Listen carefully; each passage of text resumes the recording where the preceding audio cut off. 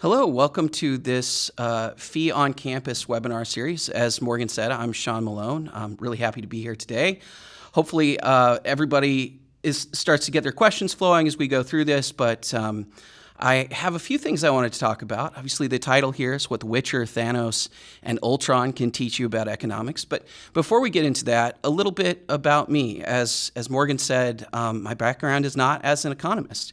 It's in the entertainment industry, it's in music originally, and then in film and video production.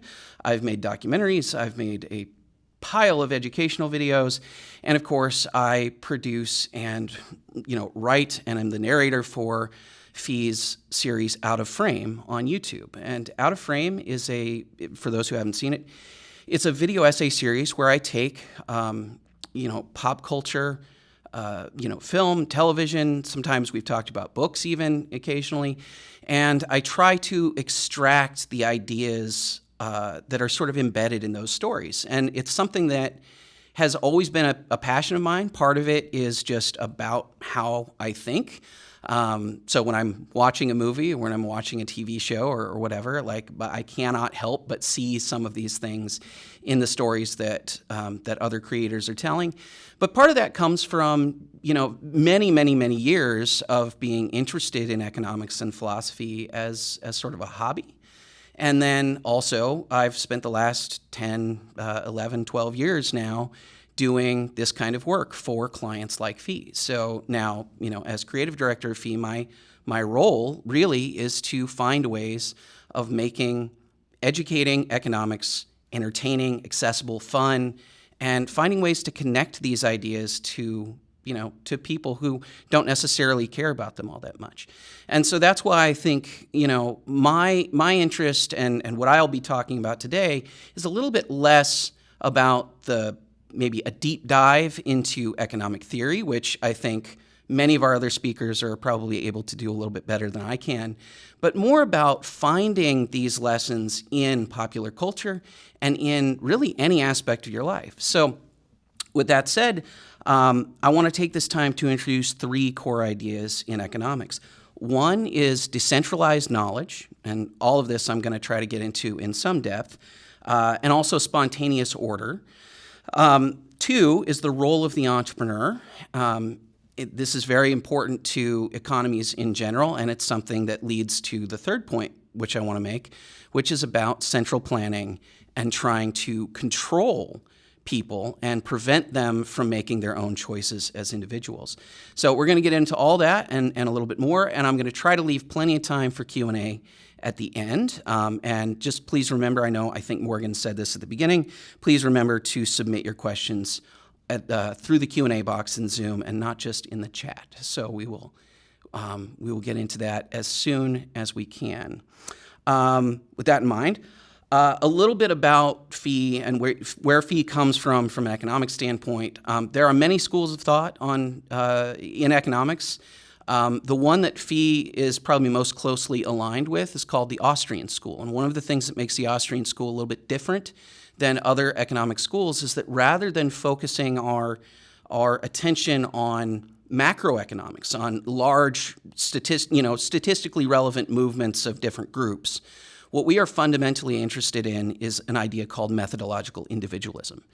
So the point of this is that it all starts with individual human action. Every choice that everybody makes at the end of the day really comes down to their own individual choices, their own individual interests and values.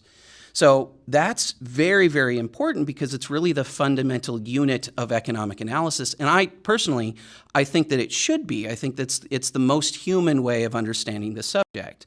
It's really a lot of times, I think anyway, lost in demand curves and in formulas and equations and all of the things, statistical regressions, all of the things that a lot of times make economics seem really hard to understand and sort of impossible to really get interested in. But when you really understand what economics is about, it's actually about the study of human beings and human choices. So that all starts with the idea that only individual people act, And when they act, they're acting fundamentally out of their own self-interest. And that doesn't necessarily mean that they're only interested in money or that they're only interested in, in material things. There are a lot of things that, you can probably think about in your own life that, your choices aren't dependent on money, but they are you trying to satisfy a value that you are currently lacking. So, for example, if you're hungry, you'll go to the fridge, right? If you're sleepy, you might go to bed. There are all of these kinds of things that you have to do that open the door to choices. And that's really what economics is about. It's the study of these kinds of choices. So with that in mind, I want to introduce the first subject of the day for me, which is about The Witcher and the idea of self-interest. So because I think The Witcher actually, I'll set this up a little bit here first. For those who haven't seen the series, Witcher is a Netflix series based on a series of Polish novels, which are all about a freelance monster hunter, essentially. He is, for all intents and purposes, an entrepreneur. He's a freelancer. He hunts monsters for money. That's his job. And with that in mind, I'd like to play the first clip. Way back in 1776, the Scottish moral philosopher and economist Adam Smith wrote his most famous book, The Wealth of Nations.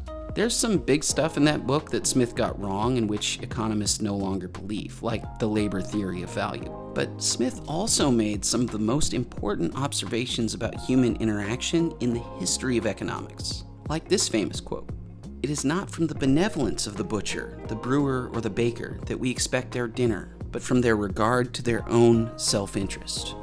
There's a second part to that quote that is less well known, but I think equally important. We address ourselves not to their humanity, but to their self-love, and never talk to them of our own necessities, but of their advantages. You can see this play out a bunch of times in The Witcher. Throughout the series, people who need Geralt's specialized skills appeal to him not by demanding that he care about their needs, but by offering him something he values. So, as you can see, people offer, and again, Geralt is not just interested in money all of the time. He is, in the series, mostly interested in money. But I think it's important to understand the difference between self-interestedness and doing something for self-motivated reasons and what I think most people think of as selfishness. I think that's a distinction that's worth making. I think when we think about selfishness, what we often think of are people who are willing to take what isn't theirs necessarily or harm other people in service of the things they want. But fundamentally, everybody is self-interested. It is you make choices based on things that you believe will improve your situation to one degree or another. And I think what's really, really important to understand about this is that nobody can make these choices for you. So I don't know what your values are. I don't know what your interests are. You don't know what mine are or really anyone else's are necessarily. And as much as it's possible to sort of generally aggregate some of these things and think in really, really broad terms, humans need to eat, we need rest, we need water. I mean, you can think of Maslow's hierarchy of needs and all of those kinds of things, and you can generalize. What you can't do is say, at any given moment, which choice is this individual going to make, because you don't know what that person's values are. What's more important, even, is that to understand that values are also subjective, and they change over time. So, you may have other webinars that we've hosted before, but diminishing marginal returns is a term that you might have heard in life or in one of our seminars, like I said. But the idea of that is that something that might bring you some value at some level. So, for example, I have a drink with me. I could drink all of this, and maybe I might want a little bit more, but if I was drowned in an ocean of it, the utility of having a beverage here suddenly goes away, right? That, like, what I want out of it starts to diminish over time because the more of it I have will at some point exceed my interest for it. the value that I place on having something near me to drink, including water, and this gets into why people often think about water as being less valuable than even though it's essential for life, water is very, very cheap, and that is because there is so much available to people that it never rises to the level of scarcity that would make it hard to find. And as a result, we can always get more of it than we actually want or need. But as we drink more of it, you'll find that the utility diminishes over time. And so we don't know what other people are going to value. We don't know what their interests truly are. But what we do know is that everybody faces trade-offs because we live in a world of scarcity. And scarcity is an interesting thing to me too, having had a lot of conversations with people about this. Often they think just about the scarcity of material goods and services. So again, the availability of water, the availability of a cup, a laptop, a microphone, But in fact, the thing that I'm probably personally most fascinated in is scarcity of your time. We all have limited resources to deal with, and so when we are making choices, we have to weigh our desires and our interests and the things that we value and want to gain against what we have to give up for those things in a world where everything is scarce. We have to figure out how much of what we already have we're willing to exchange with somebody else to get what we want. We also have to figure out how much time we're willing to expend, how much of our own personal energy we're willing to expend. So scarcity, as much as some people talk about post-scarcity and all this kind of stuff, it's never really going to go away because your time, first and foremost, is limited. And the reason this is all really important to me is because it gets to the second point that I want to draw out of The Witcher, which is about localized knowledge. Every single one of you has a very unique set of information about the world, particularly about the things that you value, the things that you have available to you, what your skills and interests are, what things you're passionate about, what things you're good at or bad at. All of those pieces of information are unique to you. And so in the case of The Witcher, when we take somebody like Geralt, we have somebody with a very particular set of skills, no Liam Neeson jokes intended here, but who has knowledge that a lot of people don't have, and that's what makes him valuable. But he also doesn't have a lot of skills. He's not a farmer. He's not a diplomat. He's not very good at, he's not a baker. He's not a cook. He's not, there are just as many, there's really nearly infinite number of things that he is not good at. But he does have specialized knowledge and skills, as we all do, and he exchanges those for what he needs, essentially, as, again, many of us do when we enter the workforce or when we become entrepreneurs. So with that said, I want to play the second clip and think about localized knowledge. The modern world is massively, incomprehensibly complex. The phone or laptop you're watching this video on is the result of literally millions of people all over the world who have never met each other, working together. No one person has the combined knowledge and skills to create a laptop from scratch. Heck, no one person even has the combined knowledge and skills to make just one of its components from scratch. Something as seemingly simple as the plastic enter key on a keyboard takes a ton of highly specialized abilities. Painting and assembly, plastic manufacturing and molding, petroleum refining, oil exploration and drilling, transportation, graphic design, industrial engineering. Even the simplest individual part of a computer takes thousands of people working together to produce. And that's only scratching the surface. Each of the aspects of production I just mentioned requires unique tools and raw materials that take their own set of specialized skills to create. Truck drivers don't build their own trucks, oil drillers don't make their own drills, and engineers don't make their own paper and pencils. What's more, almost none of the people involved in this process have ever met, and their efforts aren't coordinated by any kind of centralized grand plan.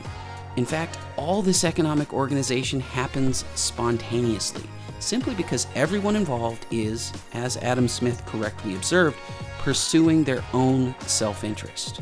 And while we're on the subject of pencils, the Foundation for Economic Education's founder, Leonard Read, wrote an incredible essay in 1958 describing this process through the lens of wood, graphite, metal, and rubber. He wrote, "I, pencil, am a complex combination of miracles. A tree, zinc, copper, graphite, and so on. But to these miracles, which manifest themselves in nature, an even more extraordinary miracle has been added. The configuration of creative human energies, millions of tiny know-hows, configurating naturally and spontaneously in response to human necessity and desire, and in the absence of any human masterminding." This is an amazing perspective. So with that said, what I want to bring this back to these 2 points. People act out of their own self-interest, and also people have highly specialized, very localized knowledge. The total sum of human knowledge is divvied up in tiny, tiny little slivers across billions of people all over the world. This is crazy important for so many reasons. It has a lot of implications that I want to kind of highlight here. Firstly, if anybody ever says to you that there are problems with markets and asymmetrical information, yes, information is always asymmetrical. And that is something that does not matter what economic system you have. It doesn't matter what you wish were true. The fact of the matter is we all know things that other people don't, and that is a good thing, in fact. It is particularly a good thing in the context of market economies. And so this gets me back to Geralt and the way that entrepreneurship actually makes a difference in creating wealth and creating value for other people. So we all have something to contribute to the rest of the world.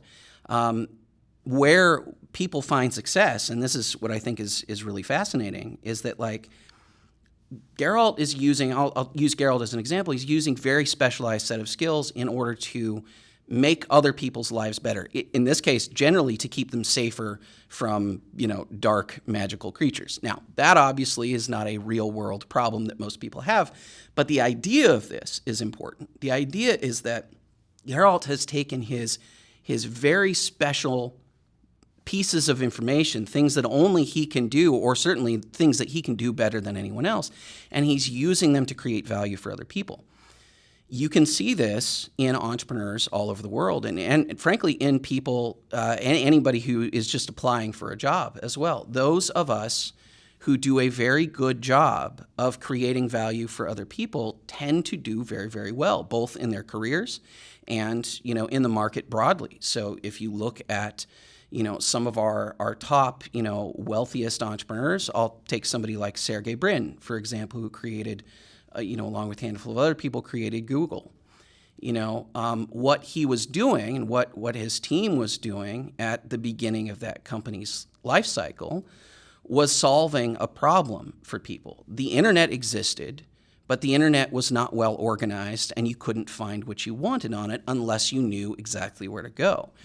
There were other attempts at search engines, but obviously, and you can see this based on their actual, results, the profit and loss signals that they were able to achieve as a result of producing Google, they did it better than anybody else. And from a user standpoint, it didn't really matter that much whether or not,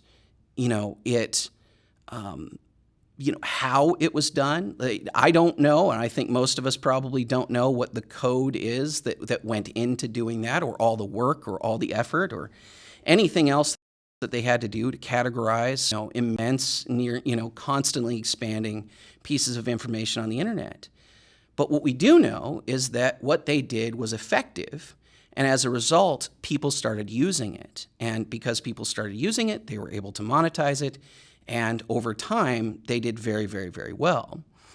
What we see in market economies is this, but pretty much all the time expanded out to virtually any industry you can think of, as long as it isn't being significantly controlled by the state or by any particular industry. So you can have situations where a Google pops up, for example, and then is able to get laws passed that prevent competitors from showing up. And if that happens, what we find is that we don't actually know that version of Google was creating value because we didn't give anybody any other choice. So what we want is for markets to provide meaningful feedback to people.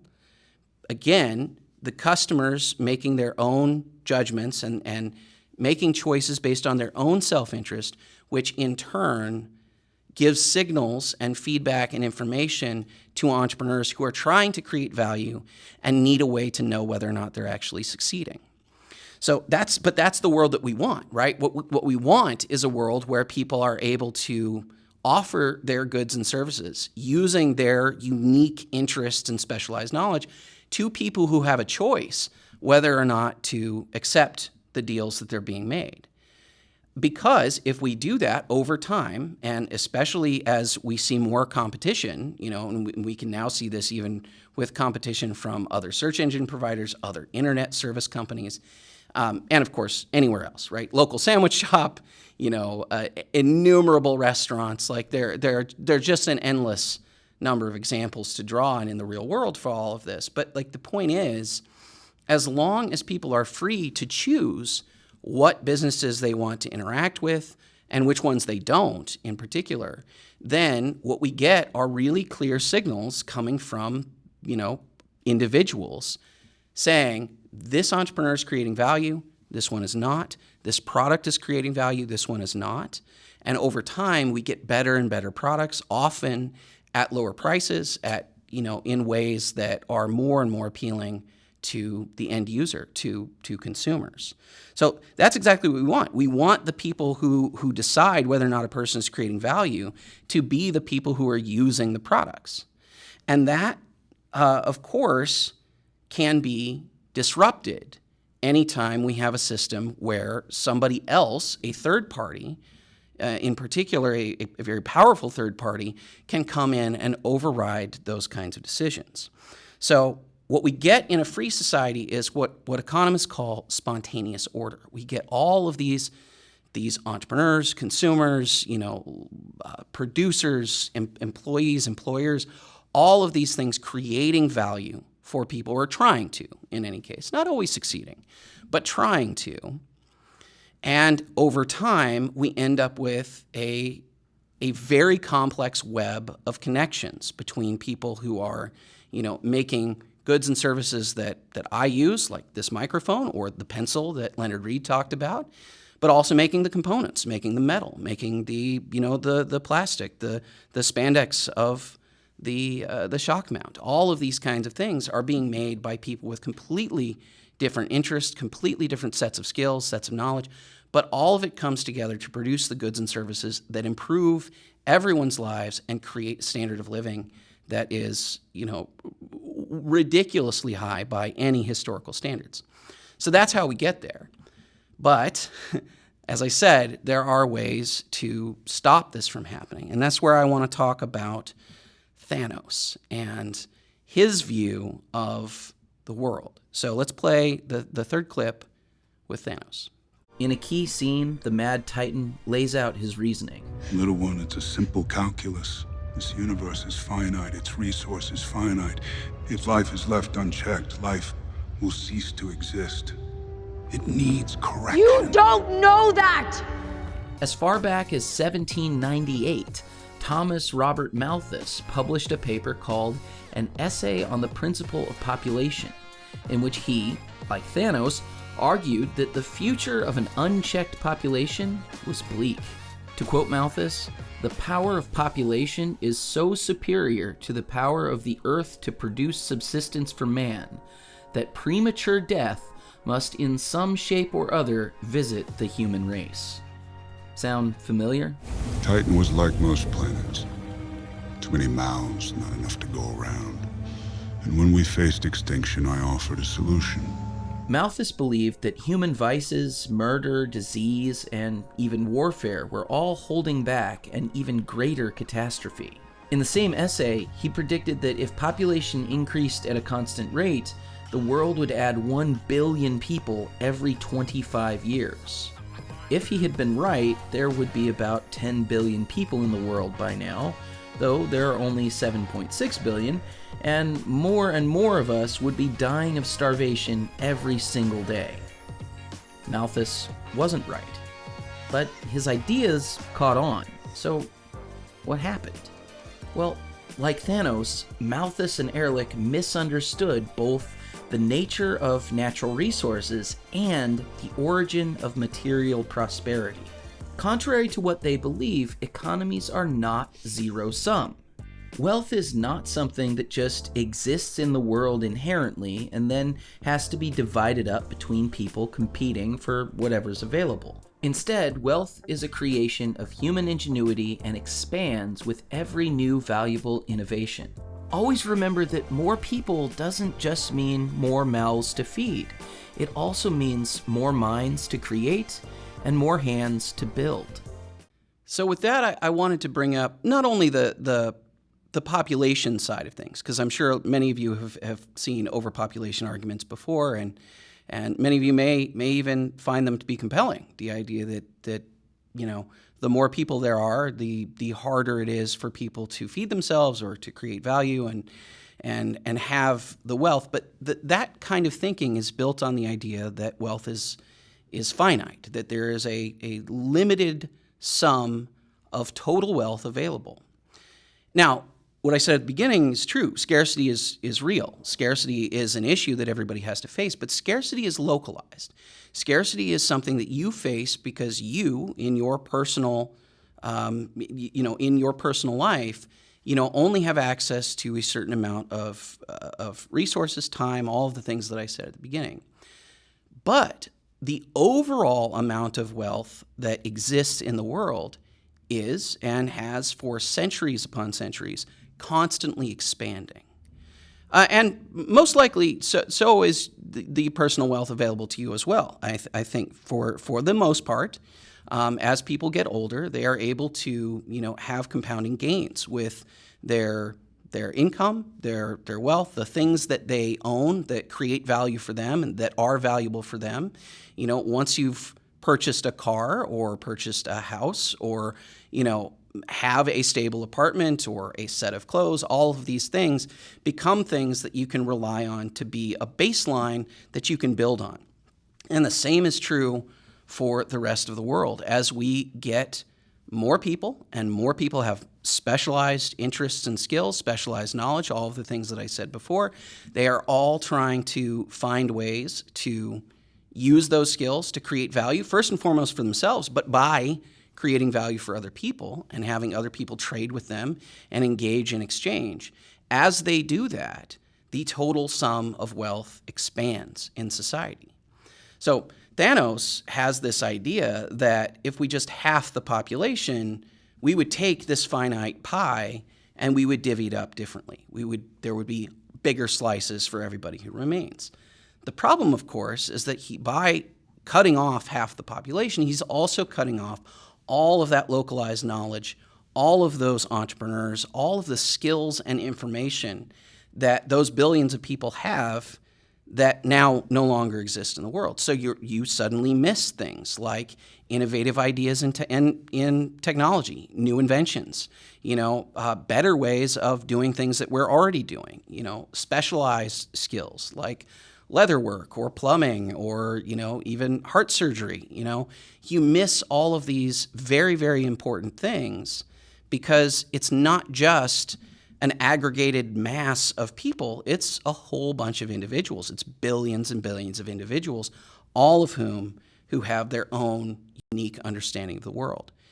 And so that is really, really dangerous. And okay, so we live in a world where Thanos doesn't exist, fortunately, and there is no means of snapping a finger and wiping out half the population. However, there are quite a lot of people in history who have spent a lot of effort trying to control people, not to mention genocides and things of that nature, where they are actually cutting the population in very direct and very horrifying ways. But there's also just the idea of constantly trying to control and plan what other people are doing. Central planning essentially is the attempt of people in power to control or dictate what happens across the economy or society. And it is exactly what Thanos is trying to do. Fundamentally, he's trying to make decisions on behalf of everybody else. Now, he dresses this up with, a moral crusade. And frankly, that's pretty common. That is what most dictators throughout history have done.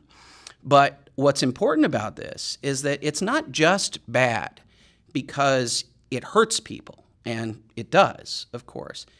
It's bad because it cuts off all of the things, all of the individual localized knowledge and the spontaneous order that is generating more wealth over time, more opportunities over time, better ideas, right?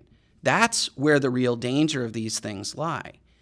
Because it's not just that generation of people who gets harmed, it's many, many generations to come in quite dangerous of a way. So with that said, I want to get into this idea of central planning for a minute. And to do that, I want to talk about another Marvel movie, another Avengers movie, Age of Ultron, because Ultron himself is maybe the most direct example of a central planner that we have, at least in the MCU. There are other, and I talk about central planning on Out of Frame quite a lot, and so I can draw on other pop culture examples of this. But Ultron is very, very explicit in his desire to plan and control the rest of the world. So with that said, let's play a clip from the Out of Frame episode on Age of Ultron. Every time someone tries to win a war before it starts, innocent people die. Every time. Tony clearly has legitimate reasons to be afraid of the intergalactic threats that are headed for Earth. But you can't save the world by imprisoning it. You can't secure people's lives by destroying everything that makes life worth living. Tony doesn't understand that, and as usual, this all goes predictably wrong. The idea that a single genius technocrat can make all the right decisions for everyone is often at the core of major social problems. We've seen this countless times in the real world, from bad traffic patterns to laws and regulations that trap people in poverty, to farm subsidies and dietary guidelines that literally incentivize obesity, all the way to Lysenkoism and the Soviet Union's centrally planned agriculture system that directly led to the starvation and death of millions of people. But it is this very literally technocratic mentality that is embedded in every aspect of Ultron's personality. And why wouldn't it be? Ultron can't tell the difference between saving the world and destroying it. Where do you think he gets that? Ultron makes a classic mistake of believing that he can dictate the fate of the world by forcibly controlling all the unpredictable elements in it. In other words, by enslaving its people. And he's frustrated by those who won't just roll over and blindly do what he wants them to do. To the central planner, free people, individual human beings acting of their own free will, are always the enemy. If you understand all of the things that I've talked about up until this point, only individuals act. Individuals act on the basis of satisfying their own self-interest based on values that are unique and subjective to them. That the world runs on the wealth of the world is increased by entrepreneurs pursuing their own attempts at creating value, and by customers deciding amongst various options freely which of those goods and services benefit their lives. And if you can understand that all of this creates a spontaneous order that cannot be predicted or controlled because all of the knowledge and information that goes into making it is decentralized across billions and billions of people, then it's pretty easy to understand why it is impossible to plan an economy in the way that, many people over the course of history have tried. I mentioned Lysenkoism and the Soviet Union. But you can see this in pretty much any of the world's, greatest dictators. I mean, if you look at Adolf Hitler, Joseph Stalin, Mao, Pol Pot, Nicolae Ceausescu, Mussolini, Idi Amin, you name a dictator, and what they are fundamentally doing at root is trying to control individual decisions. They alone have the power to decide which resources go where, which goods and services are produced in which quantities, who works producing which things, who is allowed to live in certain places, or who is allowed to own or even acquire certain goods.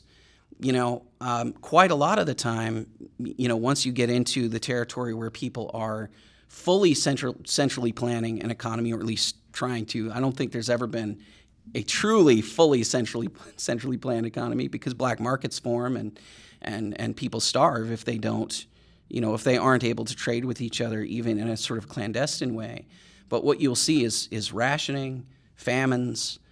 It becomes the history's greatest disasters are pretty much all built on this idea that I think is really well represented in Ultron or in Thanos or in many of, it's funny to say, but in many of the comic book villains we've seen on screen over the last, decade or so, you very consistently see this pattern. They are interested in control, and they are interested in overriding people's individual choices and individual values in exchange for their own, and exchange for their own grand visions of how the world is supposed to look. But of course, this wrecks entrepreneurship. It wrecks value creation. It wrecks spontaneous order.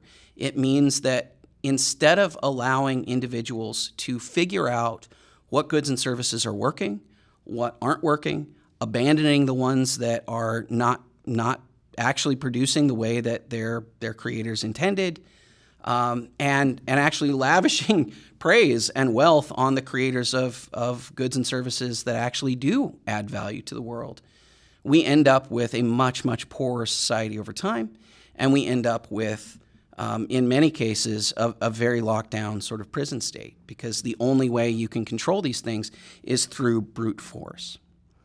And so that's all I really had to talk about as far as the core lessons that I wanted to get into. But I want to wrap this up before we get to Q&A, and please start putting your questions into that question box, and I'll start answering some of these questions here in just a second. But I want to bring this all back to this idea of communicating these ideas through things like The Witcher, or Avengers, or Wonder Woman, or any of these kinds of things. It's easy to see this stuff if you start looking for it in pop culture, because what you have to understand, this is something that comes from my background, is that when writers are creating characters, when they're creating situations, even though they're fictional, even though they're really fantastic in some cases, most of the time, and frankly, probably the best writers do this, they are trying to make a statement about the real world. They are trying to create allegorical representations of certain aspects of humanity and human nature and culture or society or any of those kinds of things. So it's not... I get this on YouTube from time to time. Well, why would you even bother to talk about this? It's just a stupid comic book. But the reality is, these ideas are baked into these pieces of content, and they're done so intentionally. So I think it's really valuable to take a look at this stuff and think about what you're consuming, think about what you're watching, and see if you can't pull out some interesting discussions out of some of these movies and TV shows that you like. If you love it, if your friends love it, if you want to talk about it anyway, if you're going to talk about it just because it had a cool action scene or had some characters that you really, really love, why not also take a look at the ideas that support the story and see what we can talk about there too. It's something that I love doing. If you're interested in seeing more of this kind of stuff out of frame on YouTube, I think the links will be in descriptions, or we can get them to everybody after the event. But I just want to encourage everybody to start looking at the things that they're consuming and seeing the ideas underneath as well, because that's I think a really important reason why we tell stories in the first place. And I just think it's super fun to do. So with that said, I am going to start taking some questions, and I think I should have some right here. Let's see here. Let's see. Do you think a certain amount of regulation is needed in free market systems? If so, how do we judge how much, what amount is necessary? I think this can be a difficult question in part because I think the question really hinges on what your definition of regulation is. I tend to think that regulations that serve a valuable purpose tend to be those which establish limits on harm and that are very, very specific. So and which try to deal with things like externalities. So if there is pollution being emanated from a factory and it's being poured into a river, for example, what you want is for other people downstream who own property, who use the river, to not be harmed by the actions of this company upriver. So how do you do that, right? Like one way of doing that is to establish a set of rules that simply dictate how much of this type of pollutant or whatever is allowable. Maybe that number is zero, by the way. I mean, that the amount could be zero, but it also could be, some determined amount that is acceptable, that will get diluted or that won't cause too much harm, and that will sort of balance different competing property rights. So that's one way to do it. Another way to do it is for property owners downstream to go to the court and then, make their case and then demonstrate harm and demonstrate causality. And so I think both of those approaches are generally good. In a lot of cases, they're sort of the best we can do. The problem with a lot of regulation is that it is not designed to protect people from harm, but rather to protect businesses themselves from competition. It's quite often, and I've done multiple documentaries about this at this point. I'll give one example. I did a documentary several years ago about the first fully licensed hair braider in the state of Mississippi. This is African hair braiding, Senegalese twists, like that whole thing. And I'm obviously the wrong person to demonstrate these kinds of things, but it's about a woman named Melanie Armstrong who wanted to be a hair braider. She lived in Mississippi, and when she went to the State Board of Cosmetology to figure out what she had to do in order to become a legal hair braider that could open a business as a hair braider, she discovered that she was in a position where they were demanding years in training. And I mean, ultimately, I think about 2 years and $20,000 worth of expense for cosmetology training that did not teach anything about hair braiding. As she was going through this fight, what we found was that the cosmetologists themselves were her primary opponents. They didn't want to reduce the regulatory burden on cosmetologists. Now, that kind of flies in the face of a lot of what people think about government versus industry. Typically, you think government is there to protect consumers from, harmful industries. What you don't generally think of is government being there to protect industry from competition. But that is exactly what was happening. Hair braiders or cosmetologists did not want a whole bunch of people who were doing a different competitive service that they weren't currently offering to be able to do that without going through their licensing process, even though their licensing process had nothing to do with hair braiding. So, and I've seen this time and time again. There's an economist named Bruce Yandel who formed a theory which he referred to as bootleggers and Baptists, which is where you see the most push for regulation is you think, and this comes from Prohibition era regulation, the question becomes, who did Prohibition benefit, right? Well, it benefited the Baptists, the people who were teetotalers and who didn't want alcohol to be anywhere.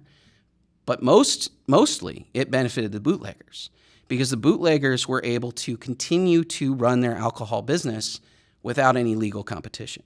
And as a result, you ended up with gangs, you ended up with black markets, you ended up with, a lot of very unsavory people making a lot of money purely on the basis of essentially a regulation, right?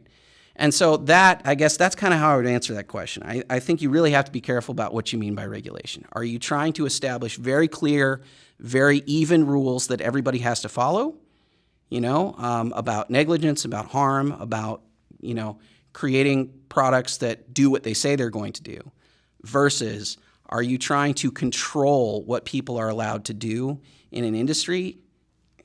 that's where that split has to be thought about. So another question here. Oh, this one's going to be interesting, I think. Would you say that the historically recurrent populist hatred of elites / kulaks is a direct consequence of the economy is a big pile of resources mindset? Yeah, actually, I do. I think that the zero-sum mindset in the way that people conceptualize economics, and honestly, it's a very populist way of thinking about it most of the time.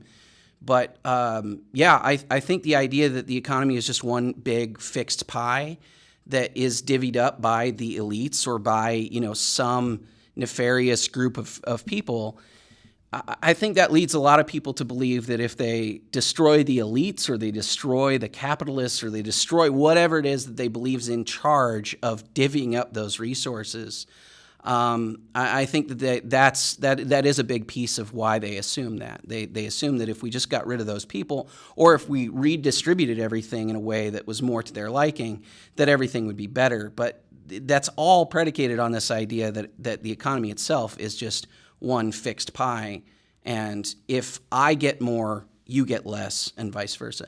That's just not true, though. So I think thinking about it in terms of that it's a pie that's constantly expanding and can be expanded, I think it's a different mindset, and I think that it would behoove a lot of people to think that way, because I think if you think that way, certainly I know from my own experience, the more I've thought that way over the years, the more I have been able to think about my role, not only as an entrepreneur, because I did film and video production work as a freelancer, but also just as an employee of other organizations. I think about my role very differently. I don't think about my role, generally speaking, I don't think about it as how much can I grab for myself. I think how much can I create, and what can I expand? How much value can I make more than I'm currently making? And that has actually served me really well. And almost everybody I know, in my life who has adopted something close to that attitude, how much value can I put out there in the world? How much value can I exceed in terms of other people's expectations? They've all done very, very well for themselves, and I think it's because their mindset is an abundance-based mindset. It's a mindset of expansion, of creating new wealth. And I guess I should pause for a second too and say, when I say wealth, I do not mean money. I very explicitly actually don't mean money. Money is representational. It's something that allows us to hopefully fairly consistently measure relative wealth. So, if I have a cup and this is $20 roughly, then that should be something that we should, over time, we should all be able to recognize, like $20 gets you a cup, $200 gets you a microphone, like that kind of thing. That's what money's purpose is, right?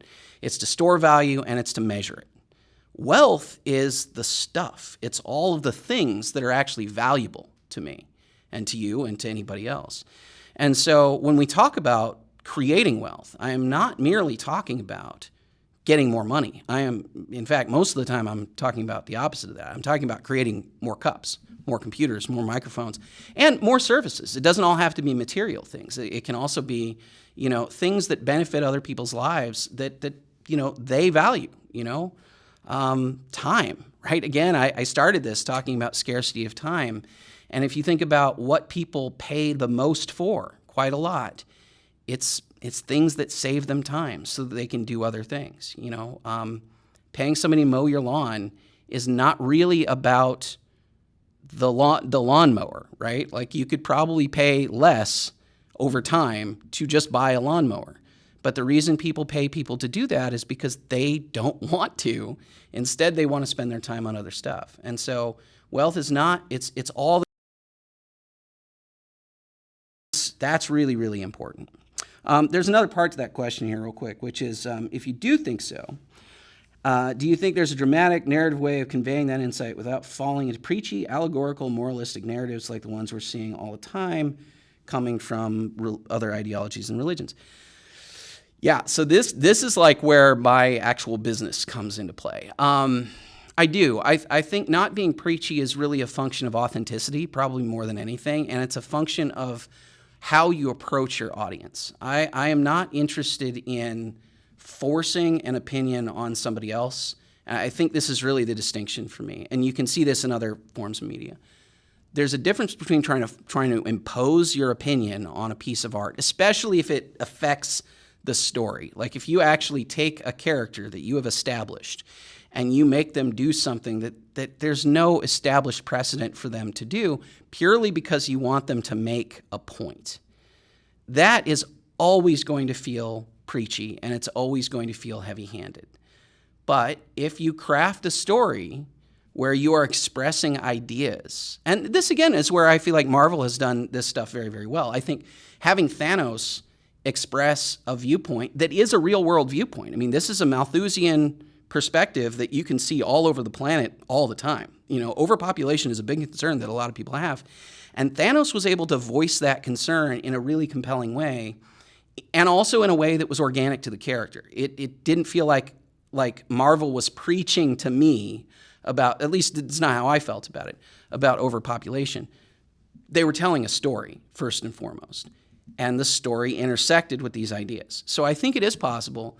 I think you have to really think about what your goals are. Is your goal to express an idea, or is your goal to try to push an idea? And it's subtle, but I think that's really where the difference is. What do you think of finding a balance between control and freedom?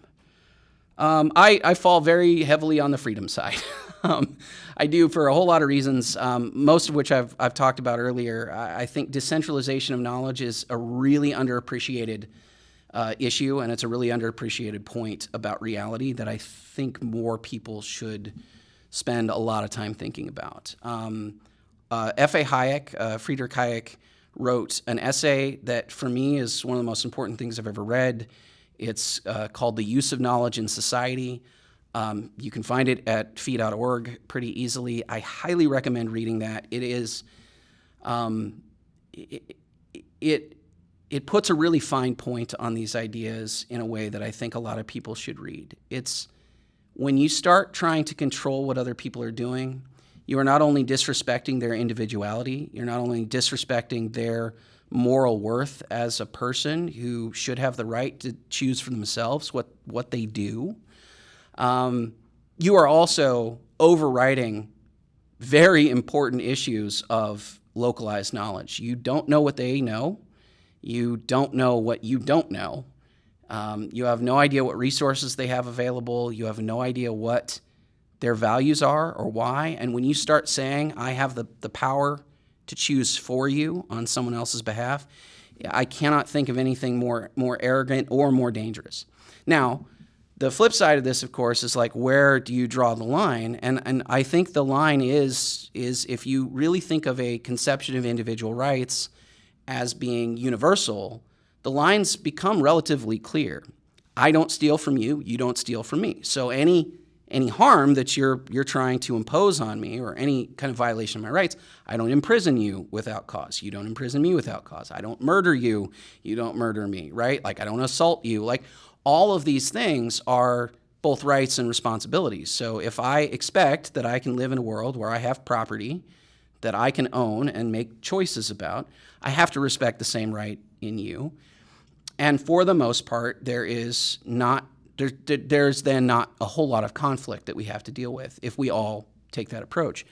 Now, there are many times or many instances where people are just bad and they, violate those ideas because they're not cool people.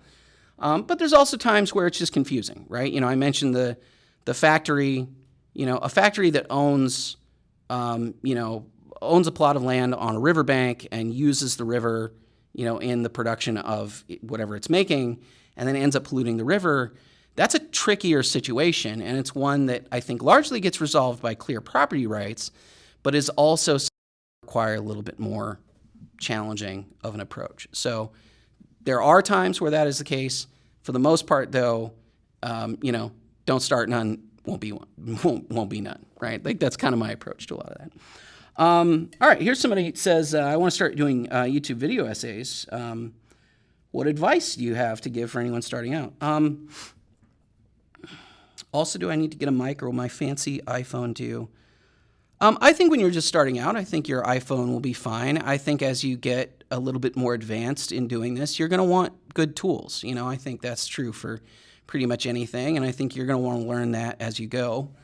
But I think you can certainly start with whatever you have. I think starting is the more important piece, and I guess that would be my advice. Just start. Don't assume that your first essay is going to be amazing, and don't worry too much if you don't get a whole lot of views right away. It takes time to get good at this stuff. It also takes time to get traction with an audience. And so I guess that's my only other real piece of advice is try to be consistent.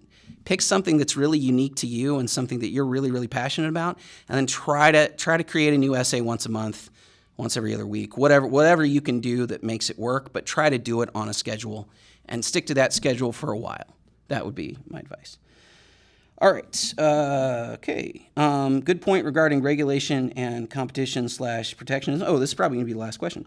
Would you comment on censorship and regulation, especially in regard to social media today? Yes, absolutely. I just wrote a short article that went out via our Out of Frame email on internet regulation and censorship. I think it is a very, very dangerous precedent to try to regulate the internet. Again, what you are doing is you are giving the government power to control speech and to control property rights and freedom of association on social media networks. I think social media networks should be allowed to decide who is and who is not allowed on their platforms. That said, I am a massive proponent of freedom of speech, and that includes being as open as humanly possible on any social network we're on because of all of the things I've talked about. Again, going back to localized knowledge, we don't know what's true in the world. We don't. None of us have all of the answers. None of us have even a tiny fraction of the knowledge out there. So when you start deciding that you're going to cut off huge chunks of ideas because you don't like what that person has to say, you are doing something that I think is incredibly dangerous for society. So I strongly reject any state regulation on this, and I think that we need more competitors for this kind of thing. And I've talked about this on Out of Frame before. But with that said, I think I'm kind of out of time. So I'd just like to wrap up and say thank you so much for attending the webinar. Hopefully you guys have had a great experience. Please, I know that there's a form or a survey that you guys need to do or that our programs team would like you to fill out. Please be on the lookout for that survey. I'm sure you can find it in your emails. But again, thank you so much for attending, and hopefully I'll see you on YouTube.